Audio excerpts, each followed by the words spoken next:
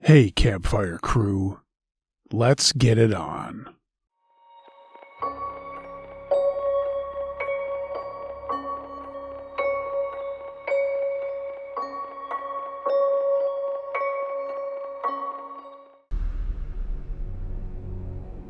My Time as an Autohauler, submitted by Ward.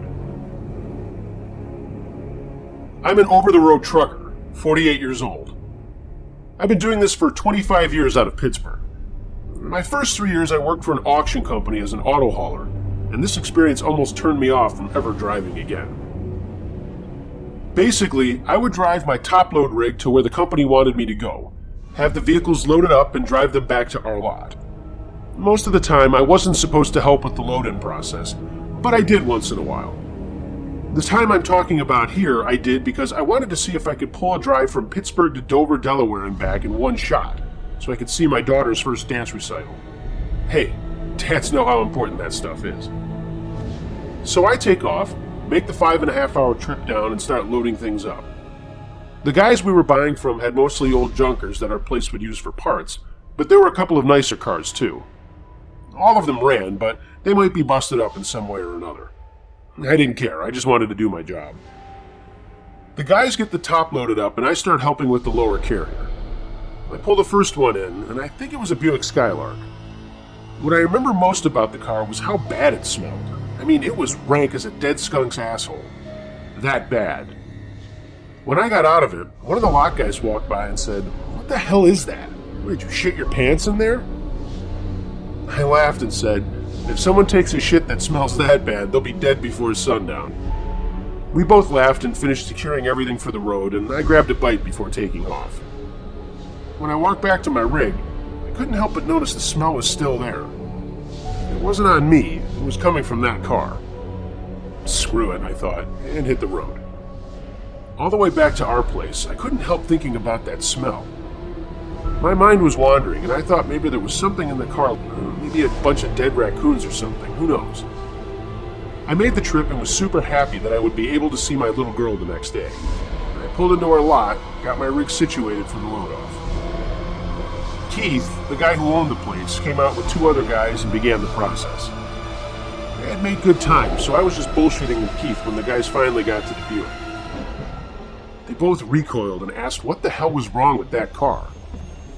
I shook my head and told him I had no idea why it smelled that way. I just picked the vehicles up, I didn't inspect them.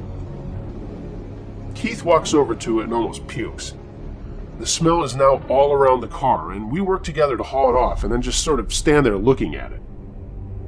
We were all looking at the trunk, wondering if there was something in it rotting or whatever. So Keith reluctantly takes the keys over to it and slips the key in the lock and with a deep breath pops it open. He immediately starts retching and finally turns away and pukes his brains out. And this causes one of the other guys to do the same, and the smell wafts over to me, and I do everything to control my stomach. I pull my shirt over my nose and take a step forward, and I almost lost my cookies. Inside the trunk were 2 decaying bodies that didn't look like they had been in there that long, but they were in there long enough to start decaying. From what I saw, their skin was like a dark brown, and there was black stuff all over the place, and their clothes were stained reddish-brown from blood. Keith got it together and told us to get back as he ran to the office to call the cops. We got away from it, but we all just kept staring at that car. One of the guys pulled out some cigarettes, and I had to quit a couple of years before, but he offered me one, and I took it gladly to put something in the air other than that horrible stink. The cops came out, and then a bunch of other authorities, and there were a lot of questions for me and the workers as our prints were all over the car. Obviously, they didn't think we had anything to do with it, as I had all the paperwork from where I picked it up, but it was still unnerving to know that I had been sitting in there close to those things.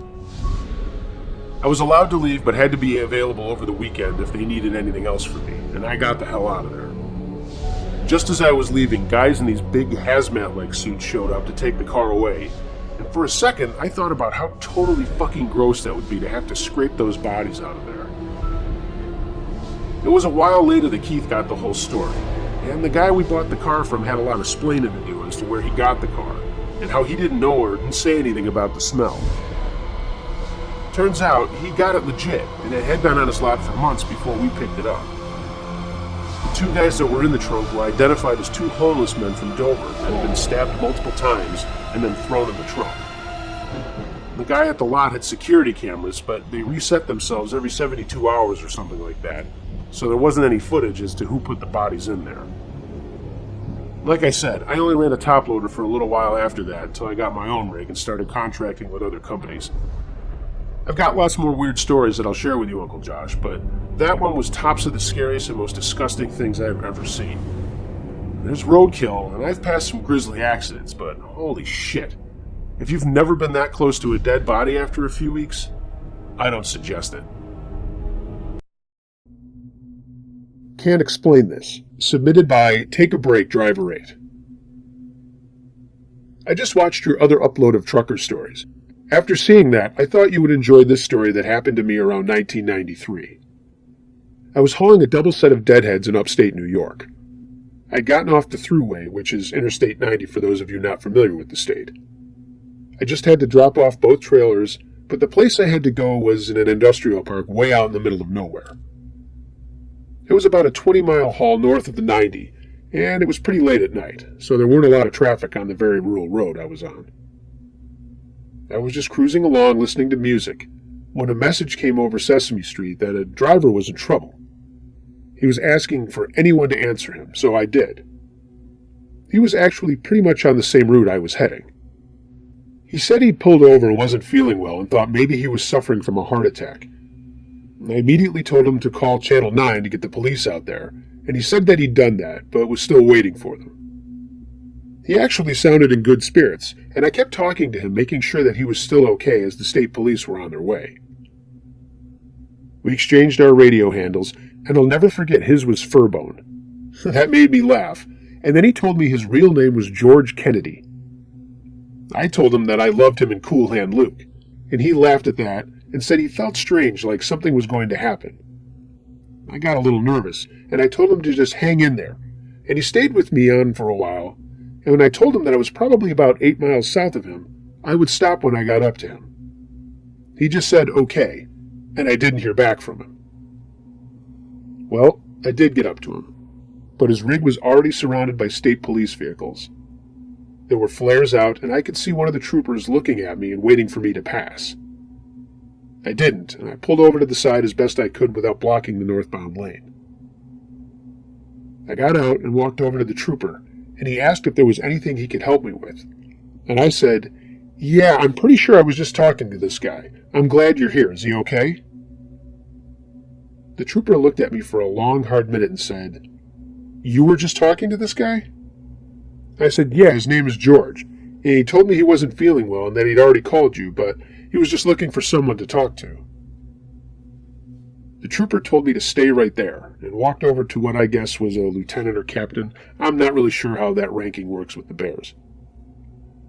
They both came back to me, and I told them my story again and how I had just talked to George for the past 10 or 15 minutes.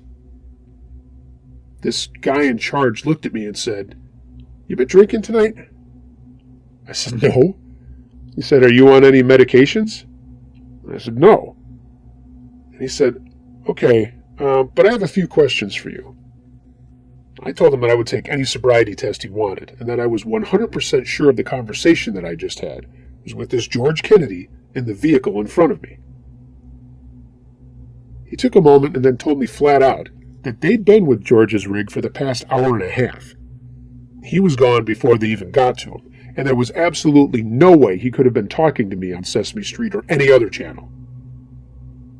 I was dumbfounded. I even told them his handle, and they said, "Yeah, we know, it's written on the side of his door." The trooper gave me his card and told me that I needed to give them all my information as they might be reaching out to me in the future, but he assured me that this George Kennedy had been dead for at least an hour. I was shaken. I got back into my rig, got all my information out, including where I was going to be the following week, and that I would reach out to him just to make sure if they needed to speak with me again.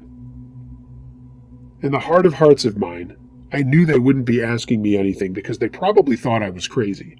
But I know I talked to George. I mean, how would I have known his name? How would I have known his location? How would I have known his handle? I eventually got back on the road and slowly passed by George's rig, And there it was on the door, Furbone, with an address in North Carolina.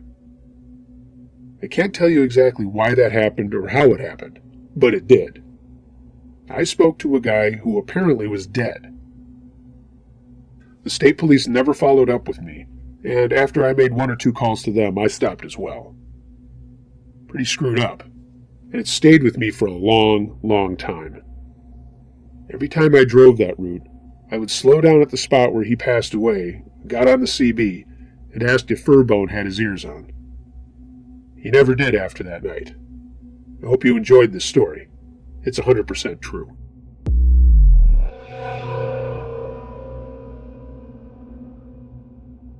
Rest Station Scare, submitted by OTR Madman. After I went to school for a degree in business, I decided to work for my old man. He owned a trucking company that needed some office support as the business was growing. Part of the deal was also that I also needed to be licensed to drive in case the need came up, and it did time to time. I loved working for my dad and always had growing up and learned a lot about mechanical stuff too. I guess it was in my blood.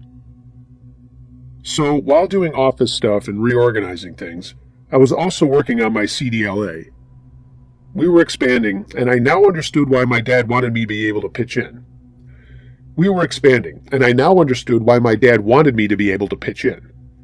Honestly, I liked it more than shining a seat with my butt, and when he bought a brand new 2018 Freightliner Cascadia, a job came up that needed my help. I went nuts inside. This thing was a monster, and after my dad pulled me aside, read me the quiet riot act that if I screwed this up there'd be hell to pay. Then he slapped me on the cheek as he always did and said, "This is a quick one, here to Des Moines and back." It was a 2-day trip with no real rush, kind of testing the waters, I suppose. So off I went, driving from Erie to Des Moines. I got there in just about 11 hours after leaving about 3 a.m., and I took a rest while I waited for lollygaggers to get the shipment loaded, and I watched a movie and tried out the other amazing features of the cab. My dad called me and told me that I should check the forecast as it looked like there was going to be some rough weather coming back, and that I was not to be a tough guy, pull over and ride it out if I had to. I waited more than I had to, slept, and then woke up at around 11 at night, and then I started back for home. The weather did come around 4 a.m., and it was bad. High winds, crazy rain going sideways, and I called my dad and woke him up. He asked where I was, and then said, "Get to Ottawa, Illinois, and get off the road."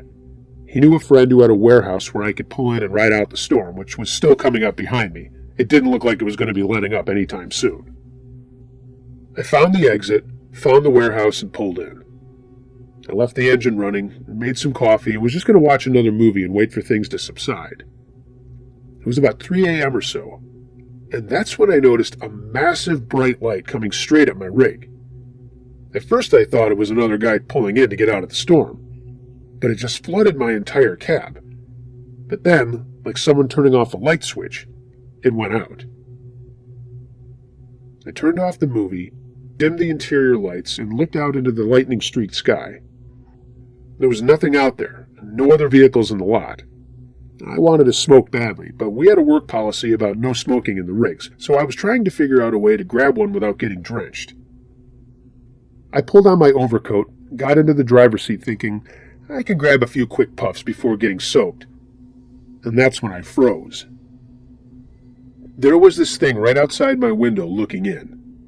Big head, big black eyes, gray skin, just like all those alien movies. Later, I heard they were called Greys. At first, I kind of looked at myself in the mirror and thought, "You've been watching way too many movies, dummy." But when I looked back, it was there, and it just still stood there on my step looking in at me. We didn't move for what seemed like forever, and then it sort of moved its head to the side and looked over my shoulder. I turned my head around, and there was another one on the other side of my truck.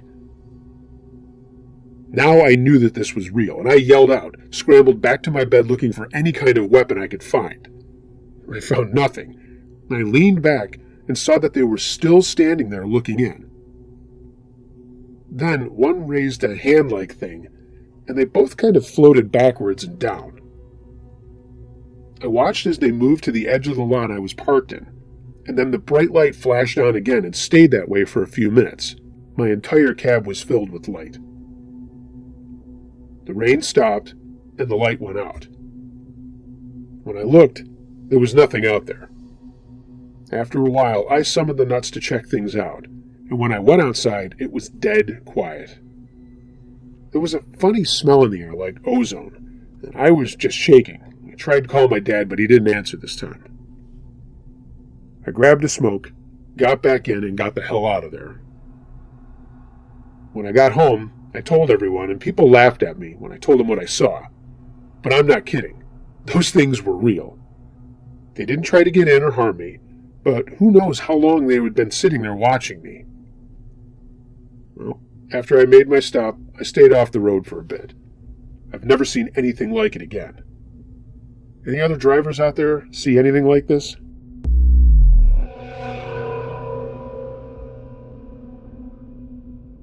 My Dad Drove a Psycho, submitted by Andy P.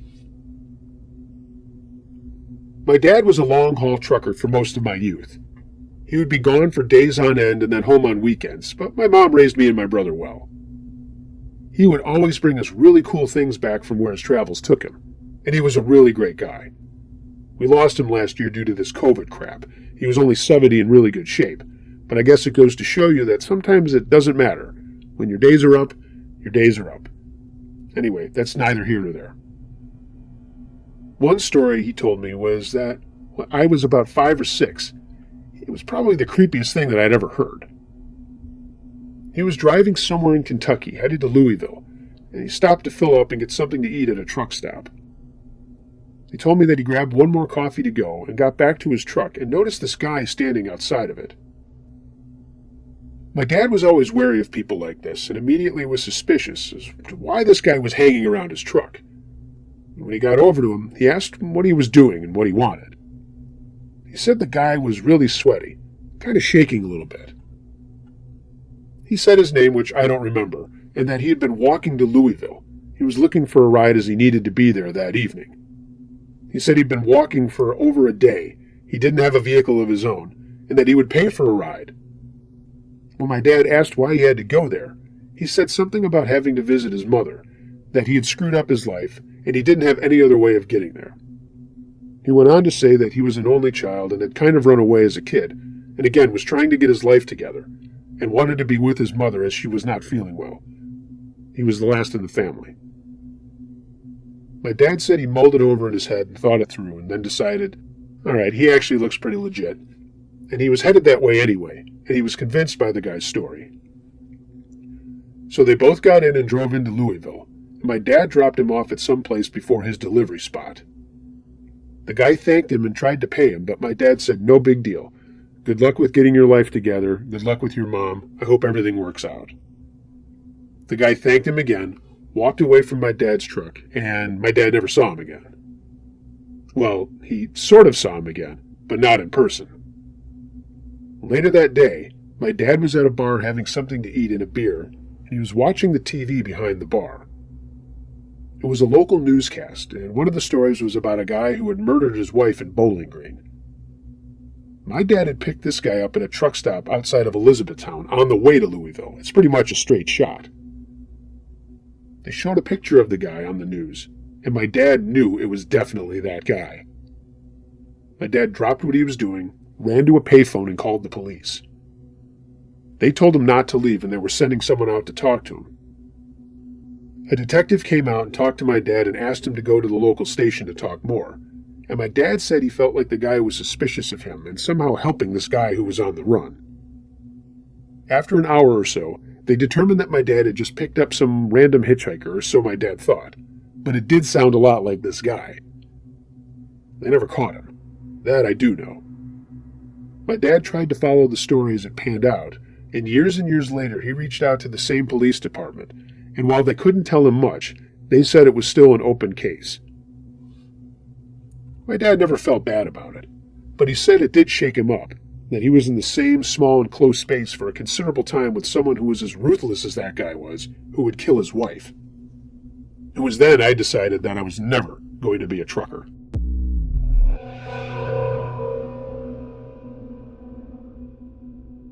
Never again. Submitted by Anonymous. Okay, I'm submitting this anonymously just because I don't want anyone to even put anything together as to my identity. I know it sounds like witness protection shit, but seriously, this was so fucked up, it made me and my friend quit our jobs not too long after. We were working for an auction company, just driving a flatbed around and picking up vehicles that my boss would send us out to get. One late afternoon, he got a call and needed us to go on a run a few towns over to get this BMW that apparently couldn't be passed by. He told us he would throw in an extra $50 apiece if we could go and get it and bring it back, as it was after the normal hours we worked. We figured, what the hell, who can turn down an extra $50?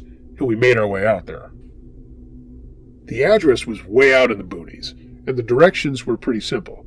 The guy had left the keys in the car at this house or whatever, and all we needed to do was drag it up onto the flatbed and take off. I'm going to make sure that my friend remains nameless as well. It was getting dark when we got to the spot, and we had to drive down this long dirt road to what looked like an old garage. There wasn't any house or anything around, but yeah, there was a really nice-looking BMW there. I don't remember the model. We didn't care. We were looking forward to a long weekend and maybe tipping a beer or two back after this last job. We got everything together and got the car secure on the flatbed, and it took a few minutes to jockey around back and forth so we could head out back to the road, and then we were on our way. About 10 minutes down the road, we had the windows down and could hear a couple of crotch rockets coming up from behind us. They zoomed past us at an extremely high rate of speed, and I yelled out, "Holy shit, those guys are fucking crazy!" We kept driving for a while, and then about another few minutes later, we noticed that both bikes were stopped in both the left and right-hand lane, and the guys were standing there in front of their bikes. Of course, I slowed down after hitting the horn, but they weren't going anywhere, and I certainly wasn't going to kill anybody. We came to a stop, and the guys came over, one on each side of our truck. I looked in the rearview mirror and noticed that two other cars had pulled up behind me, and for one moment I thought, okay, good, these guys are going to get yelled at by these other people who just want to get to where they're going. But that went away when the cars both stopped, and 5 or 6 other guys came out and walked up to the back of our truck. The next thing I knew, I had a gun pointed in my face by one of the guys wearing a helmet from one of the bikes. My friend looked over and yelled, and the same thing was happening to him. Without saying a word, they motioned us to get out of the truck. We did, and they made us walk to the back of the truck where all the other guys were standing. They were all wearing bandanas up around their face, and one guy in a very deep voice stood in front of me and said something like, "Give me the keys." I handed him the keys to the truck, and he slapped my hand, and I dropped them. He said, "No, asshole, the keys to the car." I stood there not doing anything for a second, but noticed that the two guys that had ushered us out of the truck had put their guns up, pointing at us in a pretty meaningful way. I wasn't going to risk anything for this, and immediately reached into my pocket and handed the keys to the car over. They told us to get over on the side of the road, lay on our stomachs with our arms and legs out. We did it as the two guys from the bike stood over us with their guns still pointed at us. We could hear the other guys rummaging around in the car. Being a moron, I stealthily turned my head slightly so I could see what was going on. And I couldn't tell you what it was, but they were unloading tons of white bags of what I can only guess was cocaine or heroin. They put all of them into these plastic cases, and 2 of the guys walked back to one of the cars, put them in the trunk, and the guy who asked me for the keys came back. He told the 2 guys that had been watching us to get our wallets and IDs, and they did. I mean, what were we going to do? I was basically almost shitting myself that I was going to be killed. The guy went through our wallets, then dropped them back down, threw the keys at me, and said, "This didn't happen. If you think it did, we know where to find you. Count to 500, and then you can leave." We heard everyone get back into the vehicles and drive off, and the crotch rockets fire up and also speed away. After a couple of seconds, like I was really going to count to 500, we jumped up, got into the truck, and got the hell out of there. We noticed that they had put everything back in our wallets as it had been, including our IDs. We flew back as fast as we could to the auction yard lot, got the car off the flatbed, gave the keys to my boss, parked the truck where it was supposed to go, and got into our own vehicles and got the hell out of there, too. We went out to a bar and immediately had shots and beers looking at each other, not even recognizing the way we looked. I mean, we were both frazzled beyond all hell, pale, sweating bullets, and just totally freaked out. We never told anybody that this happened, and certainly not my boss. I did notice that the next day that I had to go to work, the car was already gone, and it must have already been sold before going to auction. Looking back, I wonder if my boss had anything to do with any of this stuff. I mean, he wasn't always on the up and up. I mean, don't get me wrong, he paid us well and was a pretty good boss, but I'm pretty sure he was into some pretty questionable activities. As I mentioned, not long after, we both quit and got jobs elsewhere. I haven't seen or talked to that friend of mine for many years, but I'm sure he still looks back at this and is still shaken up as I still am. It's kind of scary to know that you got caught up in some really, really crazy shit, and that the people who were involved know who you are. Thankfully, I moved to Florida and don't have to worry about it as much, but I'm sure my friend still lives back there where we lived when we took that job. I hope he's doing well. What Was He Up To? By Nicole D. Back when I was a solo driver, I was making a delivery in Memphis, Tennessee. The receiver kept me there for so long that my clock ran out at 7 hours, and I had to go to West Memphis to park for my 10-hour reset. When I got there, I had to park in the very back, and it was very dark in the lot. I took my dog Noodles out to go to the bathroom, and while I was walking him, I saw a man at the back of a trailer just standing there. He made me nervous, so I hurried my pup and then rushed him back into the truck. After that, I got out of the truck and started walking to the store so I could eat dinner, and while I was walking, I heard footsteps behind me. When I turned to look, it looked like the same man I had seen behind the trailer, and he walked behind me the entire time. No matter how circuitous of a route I took, he followed me. It freaked me out, but I wasn't really scared yet at that point. When I got inside, I found that the store was packed, and so was the restaurant. So I went and got a seat at the bar before it could be taken. I ordered my food and waited for it to come, and halfway through my dinner, my bladder reminded me that I needed to use the bathroom.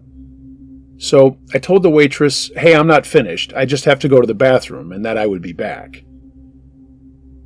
When I got back to my plate, my fork was on the right side of my plate.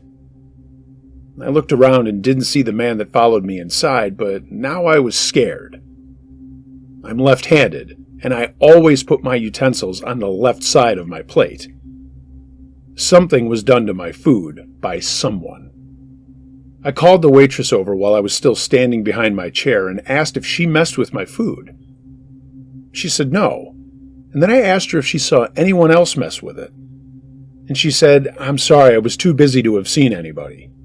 So she went and got the manager.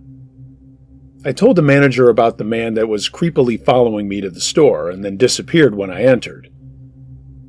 He got me a new meal and moved me to a seat closest to his office. Then he went back into his office and came out a few minutes later and sat down in the booth across from me. He said, "I looked through the camera feed, and a man did indeed come to where your food was sitting while you were gone.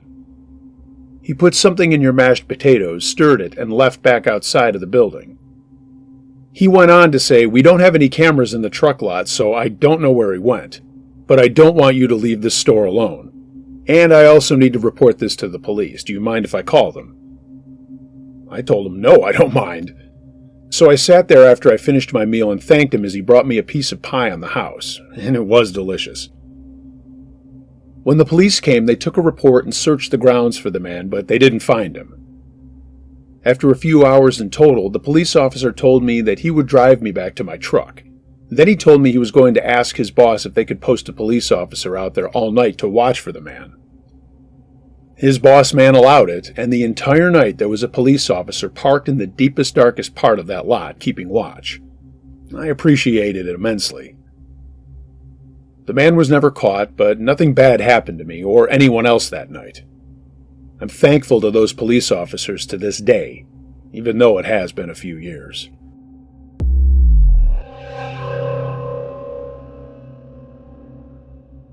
Creepy Night by Mohammed Y. I was driving through eastern Washington on some state roads. There were no rest stops or cities, but I had done the route enough to know that there were these massive dirt areas every 40 miles or so where you could park safely away from the road. I decided to call it a night and closed my blinds and laid down to watch something on my phone. After roughly an hour, I heard someone trying to open the driver's side door. I hadn't heard any other vehicles on the road the whole time I was parked, but I got up to peek out the curtains. As I was looking out into the blackness of the driver's side window, I heard them try the passenger side door. I peeked down from the top of the curtain but couldn't see anything, so I started my truck and kicked on the lights. I was fairly freaked out at that point, so I wasn't opening the curtains but just kind of peeking through them. Nothing. Nobody was standing near either of the doors or parked within sightline. I took a deep breath and closed the sleeper curtains because for some reason that was going to make things better, right? So after laying back down and convincing myself that something blew against the truck and it only sounded like the doors, it was fairly windy outside and on just plenty of flat ground, I heard what sounded like someone trying to pry open the vents on the sleeper. The door handles started clicking again, and the truck started shifting like someone was climbing on it. I hit the little alarm button in the sleeper, hoping to spook them off, but it didn't do anything but add to the noise of the door handles, finger tapping on the windows and chassis, and the hiss of air coming out of the suspension. And suddenly it stopped. A few moments later, when I could only hear myself breathing and my heart pounding, I heard another truck approach and then drive by. I spent the next few hours waiting for whatever it was to come back, but whoever or whatever it was never did. In the morning, I couldn't find any footprints or damage to my truck, but on every window were tiny human-looking handprints, like a toddler had licked their hand and stuck it on my window over and over again.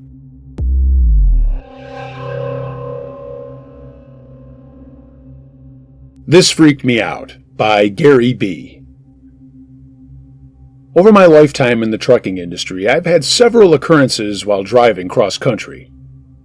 Mostly I've had people walking out in front of the truck while going down the road. I have seen phantom trucks and vehicles beside me and behind me, and I've actually had a phantom person at a loading receiving dock just standing there in my mirrors while I was trying to stage for the next morning. Most of the times I was pretty well rested and was operating on what some considered a graveyard shift to avoid traffic. But I do have one instance that really freaked me out. I had just parked my rig and went to a remote truck stop in Montana. I returned to my truck and got into the sleeper to rest before continuing down the road, and I was just lying there in bed.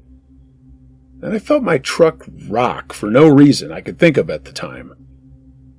I got up and looked around the front of my truck and the side of my cab, thinking maybe a bear or an animal had been messing around the truck.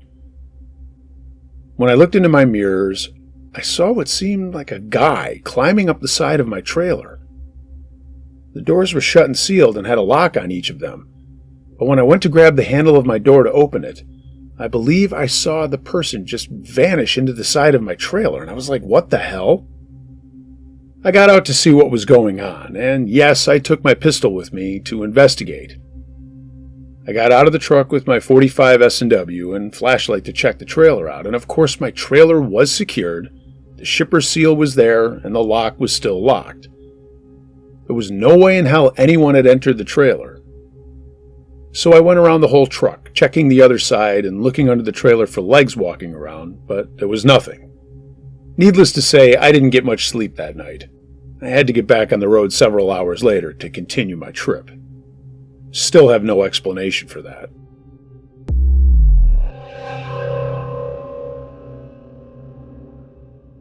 The Corpse Bride by Chalesis. Driving home from a late shift, I came to a part of a road that is just a huge hill. It was kind of a low point, and then another huge hill again, but nothing but forest all around. As I was cresting the hill, I saw an orange van on its side at the very bottom of the hill, and there was a woman standing in a wedding dress next to it. I slowed down to see that she was covered in blood and thought, holy shit! This was way before cell phones, so I slowly passed, taking in her calm expression, and the blood all over her. and I remember distinctly looking at the undercarriage of the orange van. I pulled over to the right slightly past this wreckage and got out of the cab, took a look back, but there was nothing there. There was nothing there but empty, dark road. I freaked out, sped home hoping a cop would pull me over. I wasn't drunk, I wasn't tired, and I still don't know what I saw.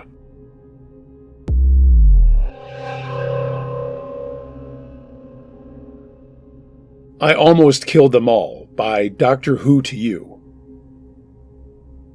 I worked for a company that owned a Caterpillar D9 bulldozer.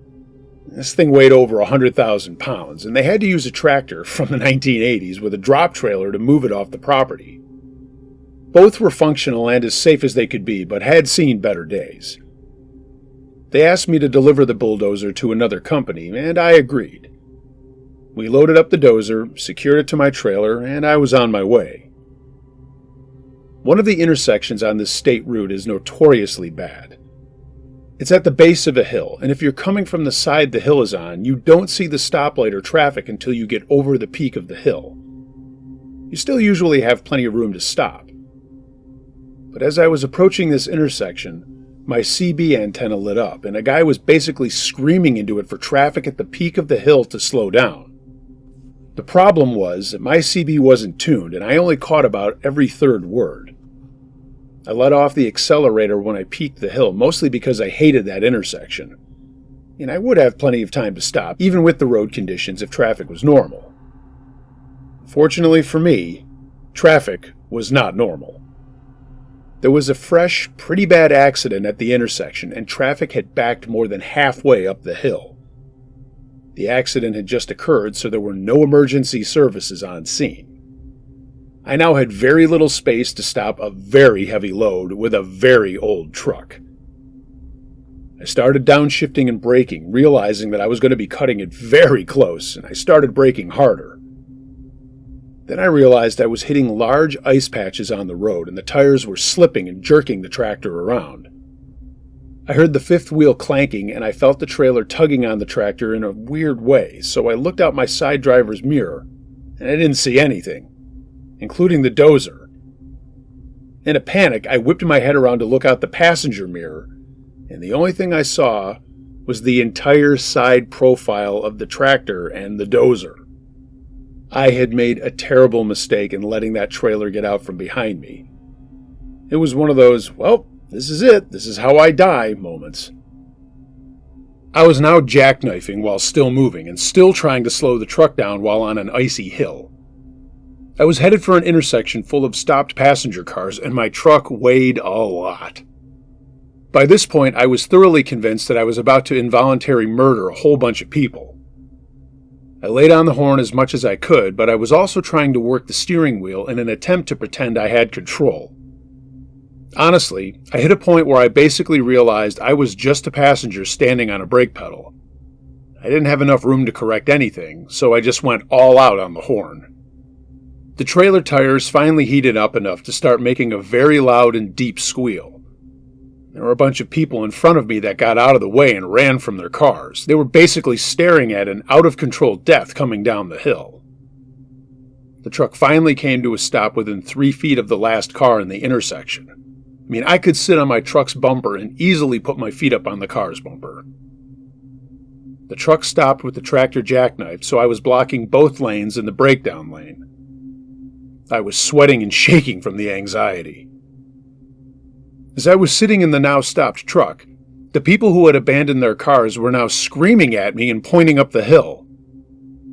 I looked back up the hill to see another tractor, but a tanker trailer, basically reliving everything I just had, with much less space to work with due to my tractor blocking so much of the road.